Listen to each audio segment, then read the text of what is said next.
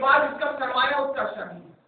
اور اقبال اپنے شاہی کے بارے میں فرماتے ہیں نہیں تیرا نشیمن قصر سلطانی کے گنبد پر تو شاہی ہے بسیرا کر پہاڑوں کی چٹانوں میں. اور میں نے دنیا میں آنکھ کھولی ہوش سنبھالا تو اپنے آپ کو علم کے گہوارے کھول گئے. ہر چیز میں ایک نئی چیز جاننے کی کوشش کی تو میں طالب علم کہلایا.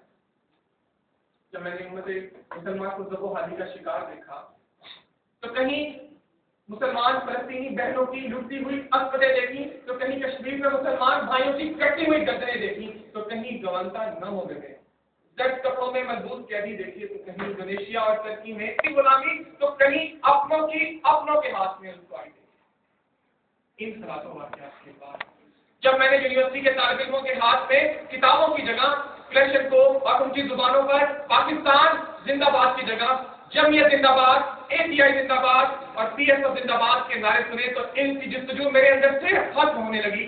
تعلیم کا مقصد وقت کا ضیاع محسوس ہونے لگا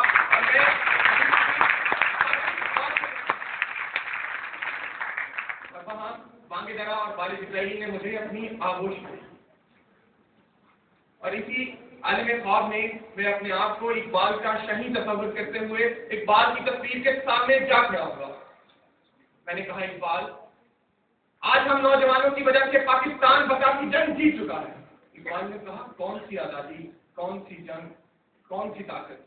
میں نے کہا اقبال ہم نوجوان ہیں. اقبال فرماتے ہیں کہ جاؤ ذرا جاپان والوں کو جا کر دیکھو تم ایک ایٹم بم بنا کر پوچھو وہ اپنے سینے پر اس کے زخم کھا کر آج بھی زندہ ہے اور دنیا ان کی زندگی کو تسلیم کرتی ہے.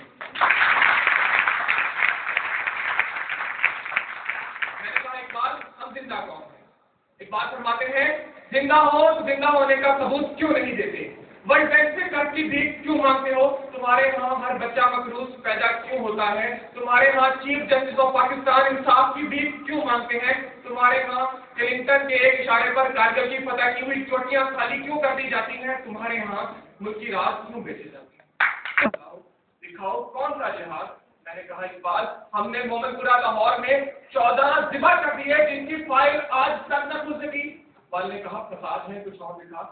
میں نے کہا اقبال ہم نے کراچی کی سڑکوں کو حکیم سعید کے خون سے رنگین کر دیا اور آج بھی وہاں ان کی ہولی کھیل رہے ہیں. کہا فساد ہے کچھ اور دکھا. میں نے کہا اقبال ہم نے ملک کی ہیرو ڈاکٹر عبد القدیر خان کو ملک کی دہشت گرد بنا دیا. ملک کی بیٹی ڈاکٹر عافیہ صدیقی کو غیروں کے ہاتھ بیچ ڈالا. اور سب سے بڑھ کر اقبال تیرے ہی شہر سیالکوٹ میں میں نے عدالت کے ہاتھوں عدل کا قتل دیکھا. کتنی ماؤں سے ان کے بیٹوں کتنی بہنوں سے ان کے بھائیوں کتنی سہاگروں سے ان کے شوہروں کو جدا کر دیا. اقبال نے کہا فساد ہے اور بس کرے نوجوان تو وہ نوجوان نہیں اور یہ وہ پاکستان نہیں جس کا خواب میں نے دیکھا تھا جس کی تعبیر قائد اعظم محمد علی جناح نے کی تھی. خواب تو وہ تھا پاکستان تو وہ تھا جو میرے نوجوان نے سوچا تھا.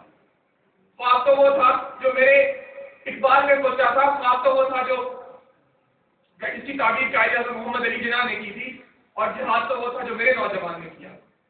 جہاد تو وہ تھا جو کربلا کے 72 نے اسلام کو ایک رکھنے کے لیے کیا اور تو نے اسلام کے 72 فرقے کر ڈالے. اور اقبال فرماتے ہیں کہ بات کرے نوجوان جب تک تیرے 72 فرقے ایک نہیں ہو جاتے تجھے کسی پرتھوی کسی اگنی سے کوئی خطرہ نہیں ہونا چاہیے. تجھے تیرا اندرونی خدشات ختم کر ڈالے گا. ہمارے پاس دنیا کی بہترین یوتھ جنریشن موجود ہے لیکن پھر بھی ہماری معیشت ذوبحالی کا شکار ہے. آج ہمارے ملک کا 1/4 حصہ سیلاب کی نظر ہو گیا لیکن ان متاثرہ علاقوں میں آج بھی بچوں کی نگاہیں چیخ کر یہ کہنی ہے ہم اپنی آنکھ کو آگ داروں کی امداد نہیں ہمیں اپنوں کا احساس آنکھ میں بھر کر لایا جا سکتا ہے. اب بھی یہ جلتا ملک بچایا جا سکتا ہے. سامعین آئیے عہد کریں کہ اس ملک کو عظیم سے عظیم تر بنائیں گے اور ملکی مفادات لوٹنے والوں اپنی صفوں سے باہر نکال دیں.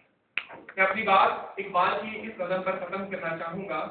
تو تیرے بیاباں کی ہوا تجھ کو گوارا اس دشت سے بہتر ہے نہ تیری نہ پکارا. جس سمت میں چاہے سفت سیلے رواں چل وادی یہ ہماری ہے وہ صحرا بھی ہمارا.